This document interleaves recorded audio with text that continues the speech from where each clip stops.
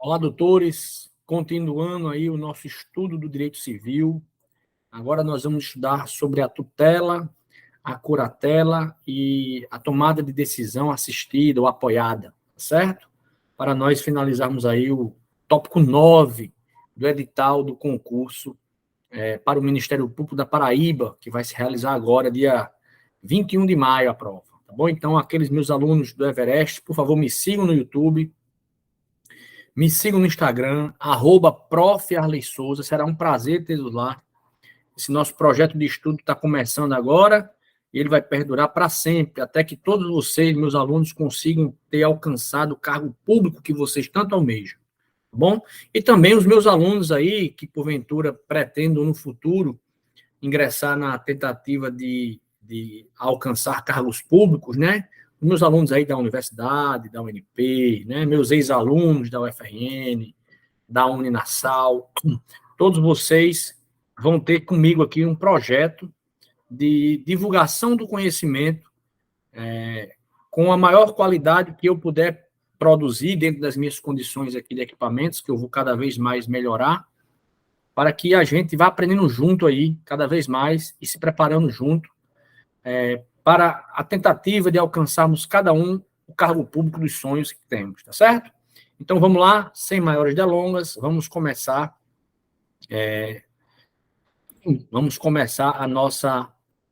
o nosso assunto agora que fala no Código Civil da tutela, da curatela e da tomada de decisão apoiada.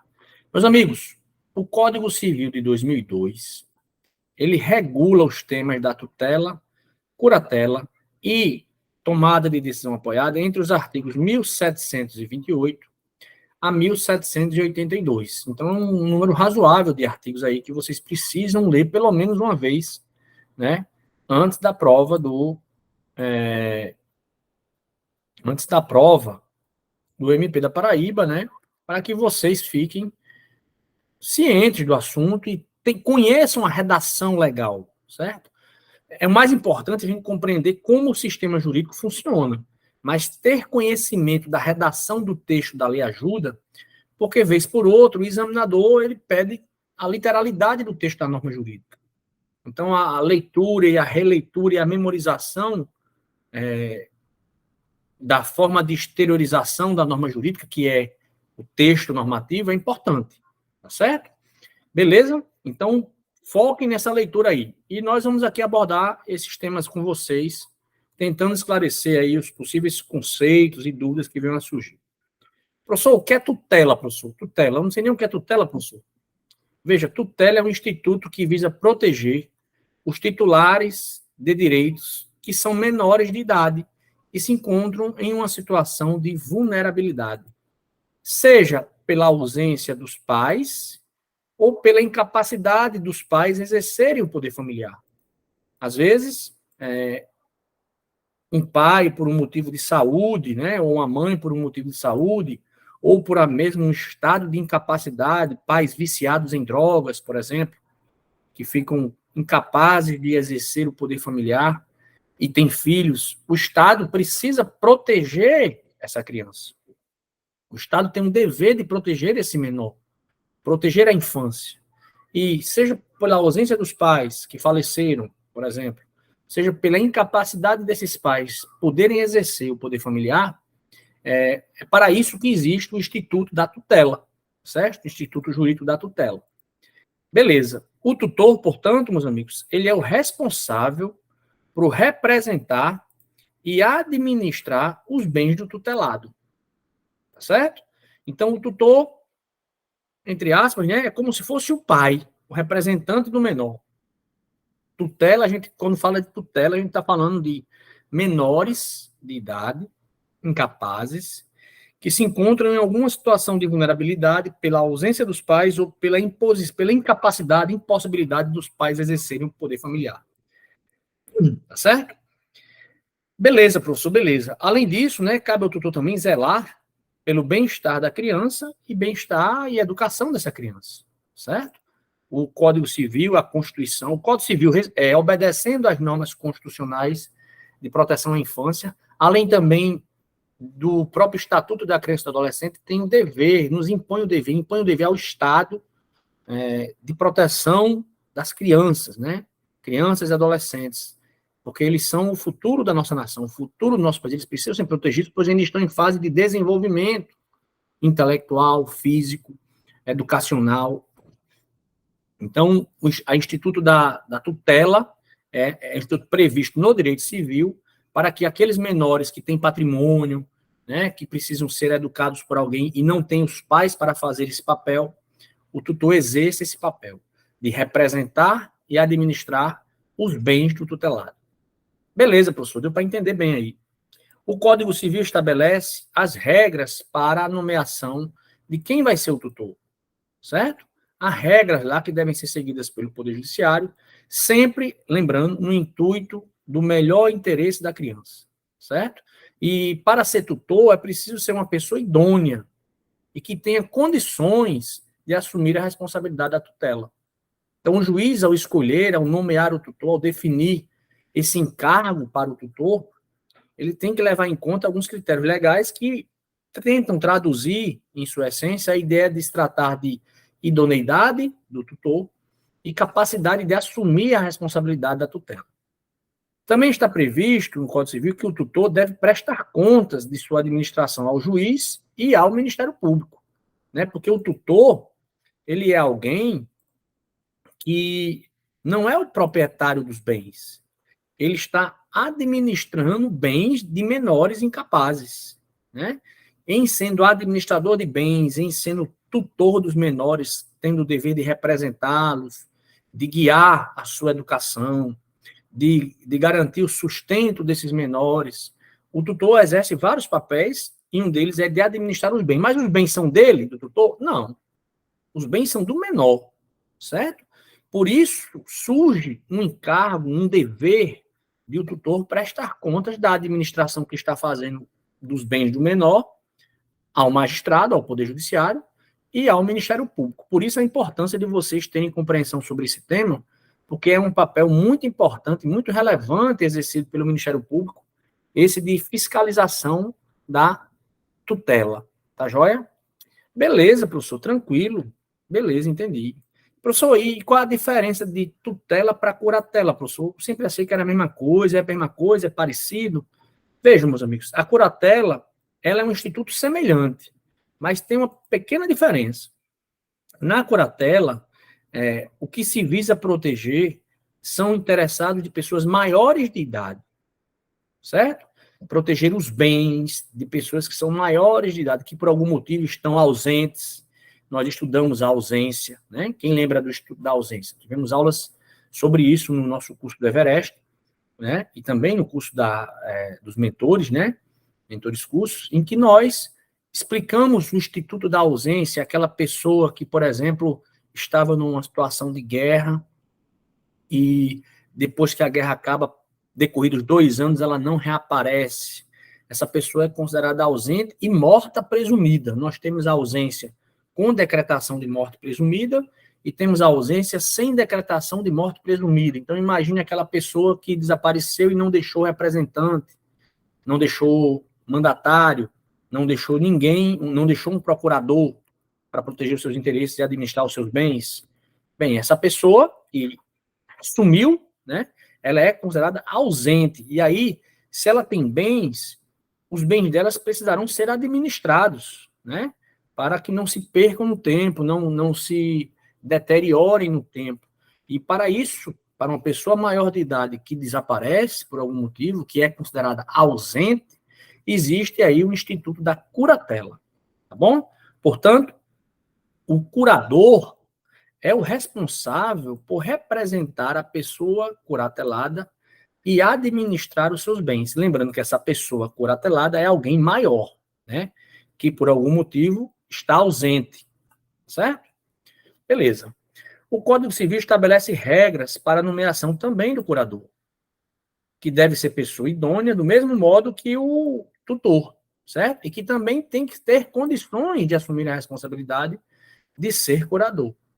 Tranquilo, meus amigos? Beleza.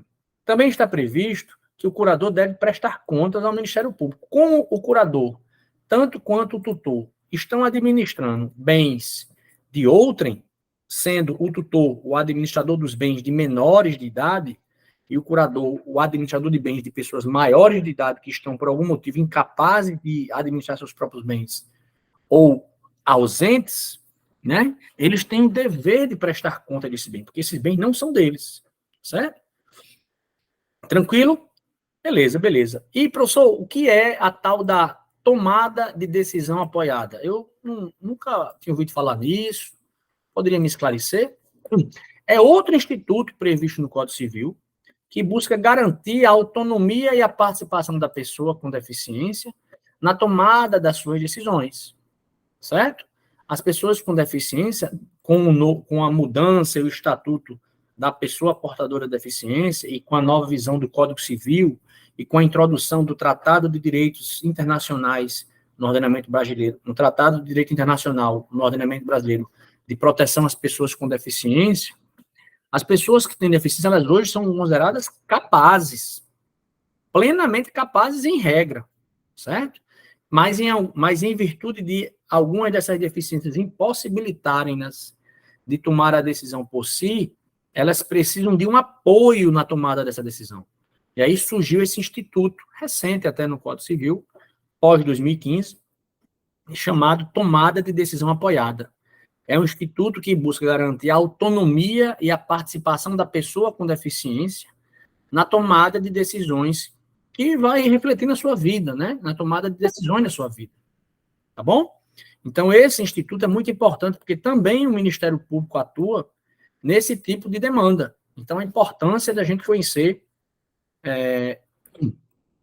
esse instituto da tomada de decisão apoiada. É um instituto voltado para as pessoas com deficiência, que hoje em dia, como nós já discutimos na aula de capacidade, são plenamente capazes, como regra, certo? O direito os trata como capazes.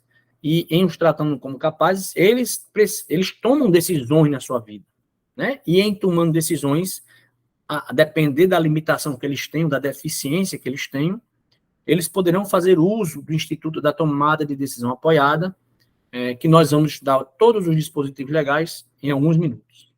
Tranquilo, meus amigos? Então, nesse modelo, né, de tomada de decisão apoiada, a pessoa com deficiência escolhe um ou mais apoiadores que a auxiliam na tomada de decisões. Ela escolhe um ou mais apoiadores na sua decisão. Normalmente são familiares, né? Pessoas da confiança da pessoa com deficiência, certo? E nesse caso, como a pessoa com deficiência é considerada capaz, certo? Não vai haver necessidade de interditá-la, né? Porque a presunção hoje é de que as pessoas com deficiência são plenamente capazes, ok? Isso é uma mudança de visão sobre o papel que as pessoas portadoras de deficiência elas têm no âmbito da sociedade. Isso quer torná-las visíveis, isso quer torná-las dignas de exercerem seus próprios atos, reconhecer nelas a dignidade que elas possuem e que a existência de uma deficiência não pode ser uma limitadora para o conhecimento e o exercício por si só dessas pessoas, com, no máximo, um apoio de alguém. Inclusive, eu tenho um artigo publicado na internet, quem quiser ler, né? É um artigo que fala do voto das pessoas portadoras de necessidades especiais. Escrevi esse artigo quando estava fazendo a minha monografia de conclusão de especialização em direito eleitoral, certo? Curiosidade, vocês botam lá no Google, professor Ali Souza, monografias, vai aparecer lá uma monografia minha ou um artigo meu, que eu, às vezes, transformo a monografia, que é uma pesquisa mais detalhada, em um artigo. Então, vocês vão encontrar lá. Beleza, beleza. Show de bola, show de bola. Continuando aqui, então, o nosso tema, o Código Civil, portanto, estabelece as regras para a tomada de decisão apoiada. Ou seja, esse é o objetivo de inclusão, certo? Que presume a capacidade do deficiente, que deve ser feita por meio de instrumento particular ou público, com indicação dos temas em que o apoiador prestará o auxílio, sem necessidade de interdição, certo? Isso vai ser indicado as situações em que esse apoiador prestará auxílio será indicada nesse documento, nesse instrumento público ou privado, certo? Lembrando isso, meus amigos, não é uma interdição judicial. Isso não é uma interdição judicial. Por quê? Interdição judicial a gente faz para quem é incapaz, relativamente, ou absolutamente, certo? Os absolutamente incapazes hoje só são um tipo, para vocês lembrarem. É aqueles que têm menos de 16 anos. Por disposição legal, os absolutamente incapazes no Brasil hoje são apenas os que têm menos de 16 anos. Todas as outras situações de incapacidade estão enquadradas no conceito de incapacidade relativa. Inclusive, no caso de alguém que tem alguma deficiência que o impede transitoriamente ou mesmo de forma permanente de manifestar os atos, de exercer os atos da vida civil por si só. Ainda assim, esses são considerados relativamente incapazes. E, em sendo relativamente incapazes, poderão ser interditados, certo? Mas se não se enquadrar no caso de interdição, pode se enquadrar no caso de tomada de decisão apoiada, em que o deficiente ou o juiz, o deficiente indicará ou o juiz, protegendo essa situação de dificuldade do deficiente, vai nomear, certo? Uma pessoa chamada apoiador. Então, o nome técnico é apoiador, não é assistente e não é representante. Importante vocês ficarem atentos a isso, porque o nome da figura jurídica, da pessoa que vai prestar o apoio, a pessoa portadora de deficiência na sua tomada de decisões, não se chama assistente, para não confundir com aquele que assiste os relativamente incapazes, e não se chama representante, para não confundir com o termo jurídico que define aqueles que representam os absolutamente incapazes. Tá certo? Nós chamamos de apoiador. Beleza, professor, beleza. Tranquilo, negócio tranquilo, professor. Precisava que era mais difícil. Não, é fácil. Certo? Também está previsto que a pessoa com deficiência tem o direito de revogar a tomada de decisão apoiada, né? A tomada de decisão suportada, apoiada. Acho até melhor escrever assim. Apoiada. Certo? Ele pode rever, ele pode revogar. Já que ele é plenamente capaz, ele pode revogar a indicação desse apoiador. Isso é liberalidade da pessoa com deficiência. Isso pode ser feito a qualquer momento, no interesse da pessoa com deficiência. Ok?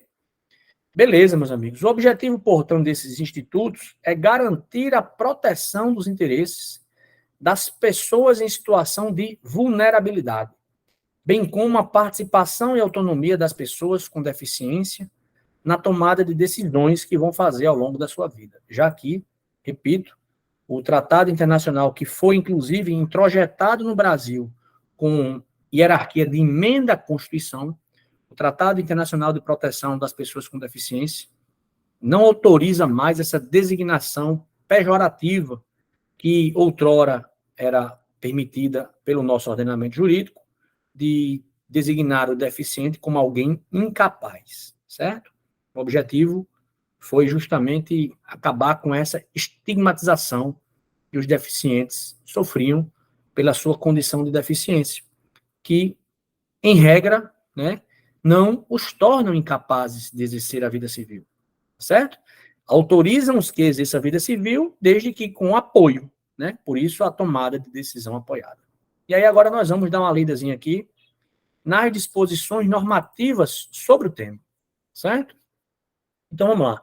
Artigo 1783-A diz o seguinte: a tomada de decisão apoiada é o processo pelo qual a pessoa com deficiência elege pelo menos duas pessoas idôneas. Lembrem aí, ó, que a idoneidade é um requisito, né, exigido tanto para a curatela, como para a tutela, como para a indicação de apoiadores para os deficientes, certo? Com as quais mantenha vínculos e que gozem de sua confiança. Olha o requisito aqui, ó. Em regra, tem que ser pessoas com as quais a pessoa com deficiência mantenha vínculos e gozem da sua confiança. Para prestar-lhe apoio, veja que a lei não usa assistência nem representação, ela usa a expressão apoio. Para prestar-lhe apoio na tomada de decisão sobre os atos de sua vida civil. Ok? Então, é uma perspectiva diferente para permitir que os que são portadores de deficiência vivam as suas vidas com plena capacidade, certo? Fornecendo-lhes os elementos e informações necessários para que possa exercer a sua capacidade. Ou seja, a capacidade do portador de deficiência, ela hoje é reconhecida como regra, certo? Somente somente em casos específicos é que se vai poder decretar a incapacidade relativa do deficiente, se ele se enquadrar num daqueles casos previstos no artigo 4º do nosso Código Civil, que nós estudamos no começo do curso de Direito Civil aqui do Everest, né? E também do Mentores, tá bom? Beleza, professor, tranquilo, tranquilo. Então vamos aqui continuando nosso debate sobre as disposições normativas sobre a tomada de decisão apoiada. Para formular pedido de tomada de decisão apoiada, a pessoa com deficiência e os apoiadores devem apresentar termo em que constem os limites do apoio a ser oferecido e os compromissos dos apoiadores. Veja que, nesse termo, né, haverá a definição sobre quais assuntos o deficiente precisará do apoio, certo?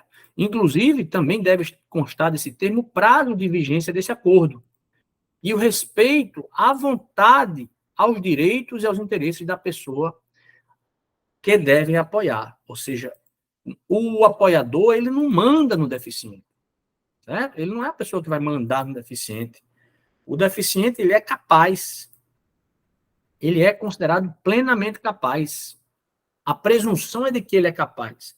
Então, eles vão firmar um termo, o deficiente vai indicar quem vai ser os seus apoiadores dentre pessoas idôneas, e esses apoiadores terão limites na sua atuação e ao serem chamados para poderem apoiar o deficiente, mas a decisão é do deficiente, tem que ser respeitada. Bom? A decisão tem que ser tomada no interesse do deficiente e não do apoiador. Tranquilo, professor. Beleza. Estou entendendo. Isso é um reconhecimento da capacidade das pessoas deficientes. Exatamente. Essa é a ideia que vocês precisam assimilar. Show de bola. O pedido de tomada de decisão apoiada será requerido pela pessoa a ser apoiada, certo? Ou seja, pelo deficiente, né? Com indicação expressa de pessoas aptas a prestarem o apoio previsto no caput desse artigo. Então, quem vai requerer o apoio é o próprio deficiente, ok?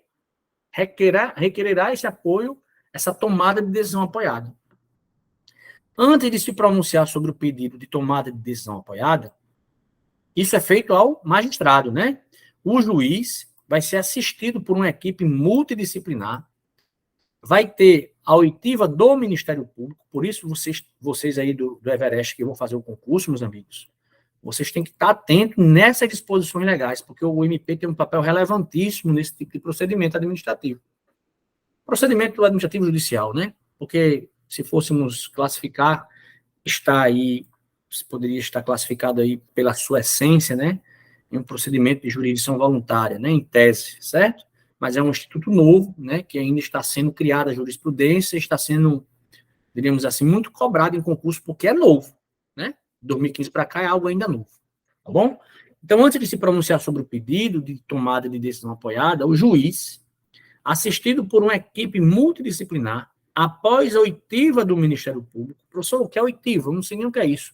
Oitiva é uma consulta que se faz no Ministério Público para ele dar um parecer, uma manifestação, certo? Aí o juiz vai ouvir pessoalmente o requerente e as pessoas que lhe prestarão apoio. Por que o juiz deve ouvir? Para verificar se essa decisão do deficiente está sendo tomada de forma segura, né? No interesse do próprio deficiente, para que ele não seja prejudicado, às vezes, né? Por interesses outros, até mesmo dos apoiadores. Tá joia? A decisão tomada por pessoa apoiada terá validade e efeitos sobre terceiros, sem restrições, desde que esteja inserida nos limites do apoio acordado. É algo um tanto quanto semelhante, meus amigos, a um mandato. Só que no mandato você indica um representante e ele vai agir por você. Na tomada de decisão apoiada, você, deficiente, vai agir com o apoio deles no acompanhamento, né, dessa decisão. Tá certo? Beleza, beleza. O terceiro com quem a pessoa apoiada mantém a relação negocial pode solicitar que os apoiadores contraassinem o contrato ou acordo, né? O deficiente pretende comprar um veículo, né, destinado a pessoas portadoras com deficiência que tenham alguns descontos. O deficiente é para ser tido como alguém capaz. Ele quer comprar esse carro com esse desconto. Então, ele vai ter que indicar o apoiador dele, a pessoa que vai, as duas pessoas que vão apoiá-lo nessa decisão de adquirir esse veículo. Ele assina o contrato. Os apoiadores podem subscrever o contrato e a concessionária, que é o terceiro que está negociando com ele, vendendo esse veículo para ele, poderá exigir que os apoiadores indicados no termo, né, indicados pelo próprio deficiente, né, contraassinem o contrato ou acordo, especificando por escrito sua função em relação ao apoiado, que é o deficiente. Certo? Show de bola, professor. Tranquilo. E em caso de negócio jurídico que possa trazer risco ou prejuízo relevante, havendo divergência de opiniões entre a pessoa apoiada, portanto, o deficiente, e entre os apoiadores, aí quem é que vai ser chamado para decidir? O juiz, né? O juiz vai ser chamado para decidir após ouvir o Ministério Público opinar. O Ministério Público aí como fiscal da ordem jurídica, né? A expressão correta agora que nós devemos utilizar, já presente nas normas jurídicas, nas leis do país, é fiscal da ordem jurídica, e não apenas fiscal da lei, certo? Fiscal da ordem, um papel relevantíssimo que o Ministério Público exerce, dentre um dos seus possíveis mistérios, né? Beleza, das suas funções institucionais. O Ministério Público é um órgão essencial à função da justiça, certo? A função jurisdicional, essencial ao Estado democrático de direito, né? Essa é a nossa, é o fiscal da ordem jurídica, é o fiscal do regime jurídico e protetor dos interesses individuais indisponíveis, certo? Também dos direitos coletivos e difusos. Então, compreendam a importância do Ministério Público, que é o órgão que vocês vão trabalhar. E ele é chamado, mesmo no direito civil, para atuar como fiscal desses acordos em que envolve pessoas com deficiência e os apoiadores, através desse instituto criado a partir de 2015, chamado Tomada de Decisão Apoiada. Beleza, tranquilo. Se o apoiador agir com negligência, exercer pressão indevida ou não adimplir as obrigações assumidas, poderá a pessoa apoiada ou qualquer pessoa apresentar denúncia ao Ministério Público e ao juiz, certo? Esses dois fiscalizando, entre aspas, né? Fiscalizando, entre aspas, se o cumprimento do apoio, do termo acordado de apoio, está sendo bem exercido pelos apoiadores, certo? Tranquilo, professor, tranquilo. Parágrafo 8º diz o seguinte: se procedente a denúncia, o juiz destituirá o apoiador. Ou seja, se o apoiador, que foi escolhido pelo deficiente, certo? Não estiver prestando o seu encargo, o seu apoio de forma devida, né? Contra o interesse do apoiado, certo? O juiz, recebendo essa denúncia de qualquer pessoa, certo? Qualquer pessoa, ele poderá destituir o apoiador, né? E aí, claro, ele vai ouvir a pessoa apoiada, a pessoa que o apoiador não está atendendo os interesses, certo? Ele vai ouvi-la, e se for do seu interesse, vai nomear outra pessoa para prestar apoio. Então, a pessoa apoiada vai ser ouvida, porque, como eu disse a vocês, ela é capaz. Para o nosso ordenamento jurídico, ela é plenamente capaz. Por isso, não se trata mais de interdição, nem de relativamente incapaz. Quer dizer, professor, que um deficiente não pode ser interditado? Não, claro que pode. Um deficiente pode ser interditado, tanto quanto uma pessoa que não tem deficiência física alguma. Pode ser interditado. Imagina aí um pródigo, né? Um pródigo é alguém que vive a sua vida normal, certo? Só que apenas ele não sabe administrar bem os seus dinheiros, os seus patrimônios, a sua riqueza. Ele gasta de forma excessiva com jogos de azar, né? Com prostituição, e ele acaba dilapidando o seu próprio patrimônio. Mas para tudo ele consegue viver normalmente, consegue ir para a academia, consegue estudar, consegue trabalhar, ele apenas não consegue gerir bem adequadamente o seu patrimônio. Então, o pródigo, ele pode ser interditado, ele é uma pessoa fisicamente, né, comum, normal, sem nenhuma deficiência, mas ainda assim ele pode ser interditado. Do mesmo modo, o deficiente também pode ser interditado. O que vai definir se o deficiente vai ser ou não interditado é ele se enquadrar numa daquelas disposições do artigo 4º do Código Civil, que nós estudamos ali quando estávamos falando de personalidade e capacidade jurídica. Beleza? Mas a presunção é de que o deficiente é capaz. Do mesmo modo que a presunção é de que a pessoa humana com mais de 18 anos é plenamente capaz. Presunção no mesmo patamar de validade, né? Beleza, de veracidade. Beleza, professor.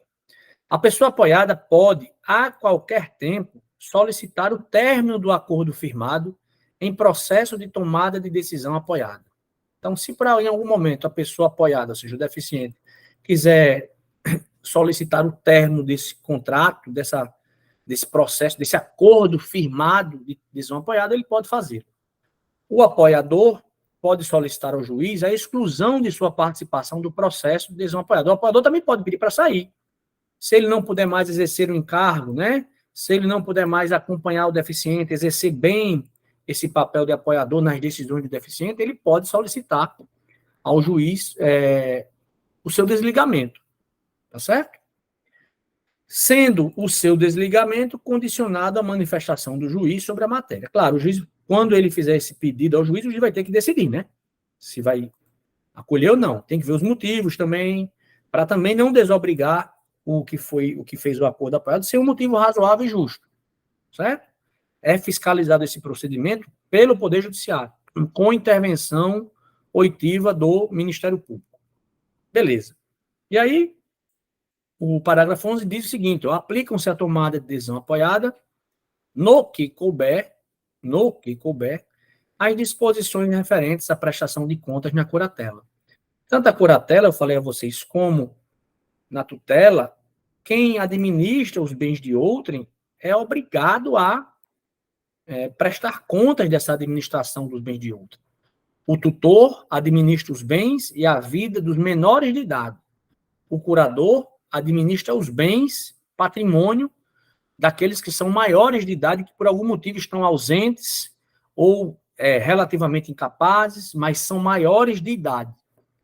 Beleza. E nesse dever de administrar os bens de outrem, eles terão o dever de prestar contas. O apoiador, no que for pertinente, no que couber, poderá ser obrigado a prestar contas daquelas decisões em que ele auxiliou o deficiente na sua tomada de decisão. Tá bom? Então, meus amigos, com isso, certo? Nós finalizamos aí o tópico 9 do edital do concurso do Ministério Público da Paraíba, que vai acontecer agora dia 21 de maio de 2023, certo? Lemos todos os dispositivos, falamos de casamento, disposições gerais, isso na aula que tivemos no Everest. Falamos de adoção, aí já nesses vídeos aqui disponibilizados para vocês. Falamos de união estável, falamos de tomada de decisão apoiada, tutela e curatela. Esses assuntos vocês precisarão ler o texto normativo mais de uma vez, porque em todas essas atuações aí o Ministério Público exerce função relevante. Por isso a importância de vocês conhecerem a dinâmica desses dispositivos legais, já que vocês vão fazer o concurso, os meus amigos de Everest, né, que estão acompanhando aqui essa aula, para o Ministério Público da Paraíba, tá bom? Você tem que conhecer a norma e entender o que cada um desses dispositivos estão dizendo. Então, com isso, nós cumprimos nossa missão, né, dita em sala de aula, que iríamos disponibilizar esses vídeos. Quero dizer que foi um prazer estar com vocês esse semestre. Vamos nos encontrar em aulas ainda online para resolver exercícios, certo? Eu peço que todos me sigam lá no Instagram, né, @prof.arley_souza, e acompanhem esse meu canal aqui do YouTube, que na medida do possível eu vou elaborando curso, disponibilizando uma ou outra aula gratuita para você revisar uma matéria. Evidentemente que eu não vou disponibilizar cursos completos, né, no meu canal do YouTube, até porque eu trabalho com isso, né, eu presto cursos a instituições, então não disponibilizarei cursos completos, mas disponibilizarei aulas gratuitas para que vocês percebam e vejam se tem a qualidade que lhe atrairá, e aí vocês nos contratem, nos indiquem para ministrar esses cursos, tá bom? Até logo, um abraço a todos, desejo a vocês sucesso, força, disposição, disciplina, que vocês estão no caminho do sucesso. Valeu, galera, um abraço.